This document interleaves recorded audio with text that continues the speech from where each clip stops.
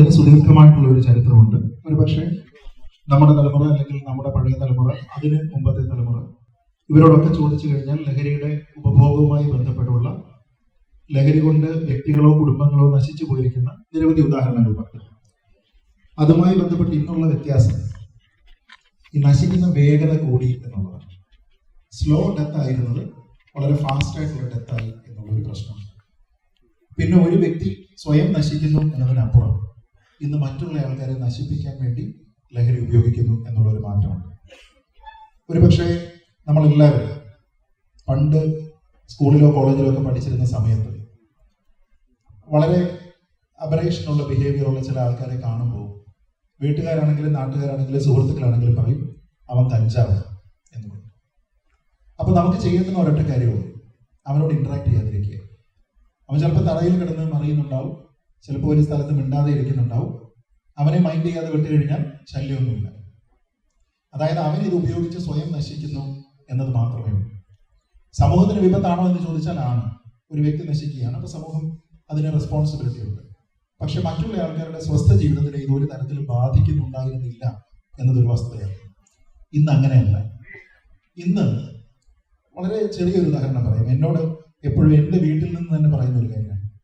നമ്മൾ റോഡിലേക്ക് വണ്ടി എടുത്തിറങ്ങുന്ന സമയത്ത് ഒരു റോഡ് റാഷിനുള്ള സാധ്യത വളരെ കൂടുതലാണ്. ചിലപ്പോൾ ഒരു റോഡ് റേജ്, ചില ആൾക്കാർ അനാവശ്യമായിട്ട് കുത്തിക്കയറ്റി വന്ന് ഓവർടേക്ക് ചെയ്തിട്ട് പോകും. ചിലപ്പോൾ മുന്നിൽ പോകുന്ന ആൾ ഇത്തിരി സ്ലോ ചെയ്തതിന് ശേഷം നമ്മൾ ചെല്ലുന്നവണെ പിന്നെയും കസർത്ത് കാണിക്കും, അല്ലെങ്കിൽ നമ്മുടെ മുന്നിൽ കയറിയതിനു ശേഷം സ്ലോ ആയിട്ട് പോകും. ഇങ്ങനെയുള്ള പല പ്രശ്നങ്ങളും. അപ്പൊ ഇതൊക്കെ കാണുന്ന സമയത്ത് നമ്മൾ പണ്ട് വണ്ടിയിൽ ഇവരെ ഒന്ന് പാരലായിട്ട് കിട്ടുന്ന സമയത്താണെങ്കിൽ ഗ്ലാസ് ഒന്ന് താത്തിയതിനു ശേഷം എന്ത് വേണേ എന്ന് ചോദിക്കും. ഏറ്റവും മിനിമം ചില ആൾക്കാരെ ഒരു പരിധി കഴിഞ്ഞതിന് ശേഷം അവിടെ പോയി നിന്ന് ഈ ആൾക്കാരെ വട്ടം വെച്ച് പിടിച്ചിട്ട് ചോദ്യം ചെയ്തതിന് ശേഷം ഇപ്പൊ വീട്ടിൽ നിന്ന് സ്ഥിരം പറയാറുണ്ട്, ഇങ്ങനെ എന്തെങ്കിലും സംഭവം ഉണ്ടാവുകയാണെങ്കിൽ എൻഗേജ് ചെയ്യാനേ പോകും. കാരണം അപ്പുറത്ത് ഇരിക്കുന്നവന്റെ കയ്യിൽ എന്ത് സാധനം ഉള്ളതെന്നുള്ളത് നമുക്കറിയില്ല.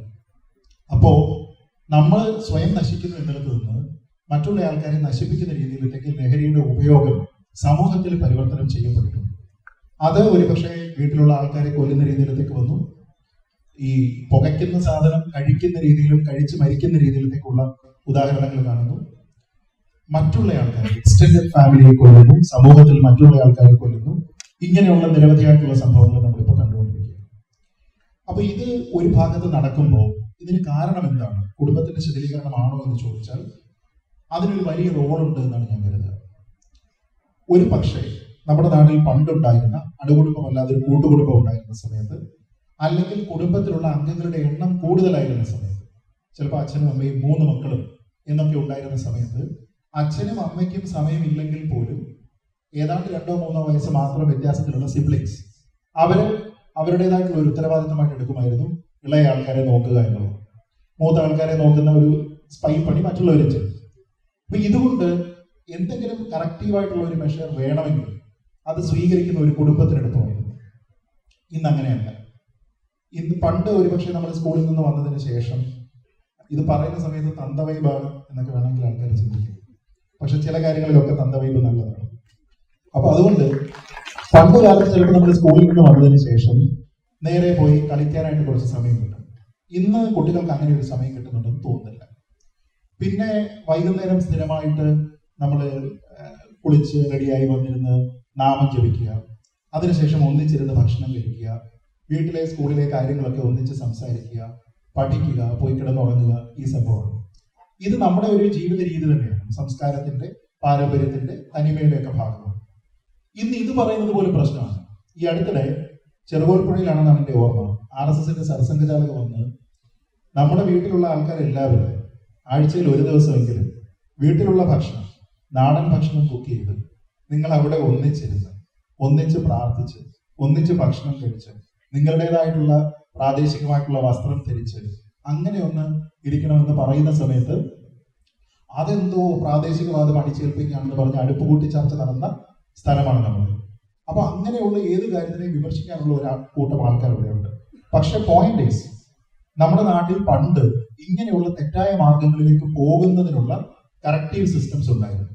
ചിലപ്പോൾ അത് അമ്മൂമ്മ അല്ലെങ്കിൽ അപ്പൂപ്പൻ എന്ന് പറഞ്ഞ സ്പൈ ക്യാമറകളായിരുന്നു. അല്ലെ, സർവൈലൻസ് ക്യാമറകളുണ്ട്. ചിലപ്പോൾ അയൽപക്കത്തുള്ള ഒരു ചേച്ചിയായിരിക്കാം.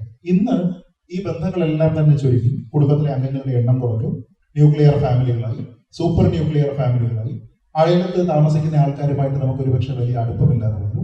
ഇതൊക്കെ കൊണ്ട് കുട്ടികളെ സംബന്ധിച്ചിടത്തോളം അന്തർമുഖത്വം കൂടാനുള്ള സാധ്യതയുണ്ട്. വളരെ എക്സ്ട്രീംലി ഹൈ ലോഡാണ് പല കുട്ടികൾക്കും സിലബസിന്റെ ഭാഗമായിട്ട് അവരുടെ പാഠ്യ പദ്ധതിയിലുള്ളത്. അപ്പോൾ അത് അവർക്ക് നൽകുന്ന ഒരു വലിയ പ്രഷർ. ഈ പ്രഷർ എന്ന് പറയുന്ന ഒരു റിയാലിറ്റിയാണ്. നമ്മൾ സൈക്കോളജിസ്റ്റുകളായിട്ടുള്ള ആൾക്കാരോട് സംസാരിച്ചു കഴിഞ്ഞാൽ അവർ പറയും, അവരുടെ മുന്നിൽ വരുന്ന കുട്ടികൾ പലപ്പോഴും അവരോട് ആവശ്യപ്പെടുന്നത് സ്കൂളുകളിലേക്ക് ഒരു സ്ഥിരം കൗൺസിലിംഗ് സിസ്റ്റം ഉണ്ടാക്കണമെന്നാണ്. എന്ന് വെച്ചാൽ ഈ പ്രായത്തിൽ 5-10 വയസ്സുകളിലുള്ള കുട്ടികളെ സംബന്ധിച്ചിടത്തോളം അവർക്ക് താങ്ങാനാവാത്ത സമ്മർദ്ദം ഒരുപക്ഷെ വീട്ടിൽ നിന്നായിരിക്കാം, ഒരുപക്ഷെ പഠിത്തത്തിന്റെ പേരിലായിരിക്കാം, ഒരുപക്ഷെ പിയർ പ്രഷർ ആയിരിക്കാം. ഇങ്ങനെ ഒരുപാട് കാര്യങ്ങളാൽ ഇവർക്ക് ഉണ്ടാകുന്നുണ്ട്. അപ്പൊ ഇതിൽ നിന്നൊക്കെയുള്ള ഒരു ഈസി എസ്കേപ്പ് റൂട്ട് എന്ന് പറയുന്ന സംഭവത്തിന് കുട്ടികൾ ശ്രമിക്കും.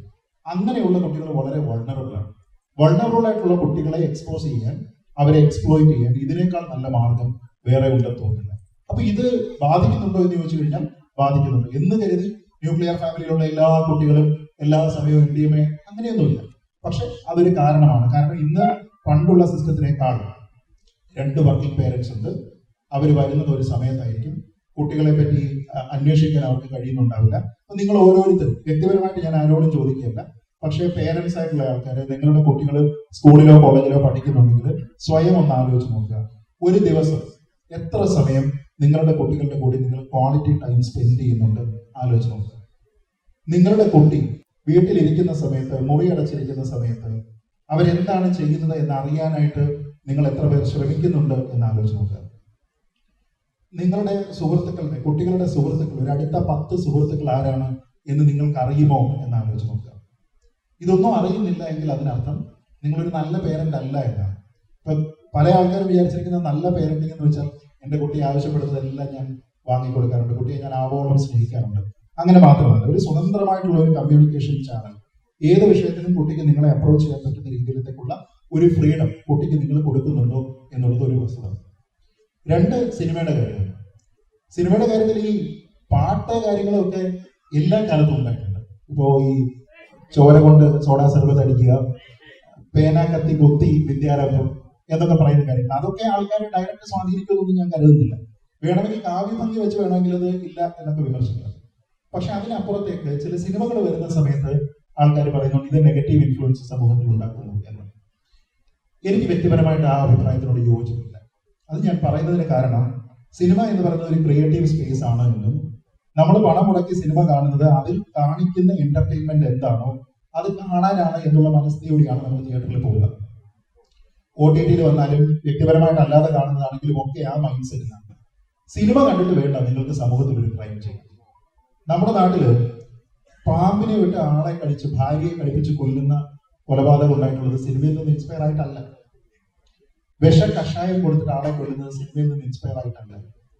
51 വെട്ടുപെട്ടി ആളെ കൊല്ലുന്നത് സിനിമയിൽ നിന്ന് ഇൻസ്പയർ ആയിട്ടല്ല. ഇതെല്ലാം പിന്നെ സിനിമയിലേക്ക് വന്നതാണ്. ഇത് ആദ്യം ഉണ്ടായത് സമൂഹത്തിലാണ്.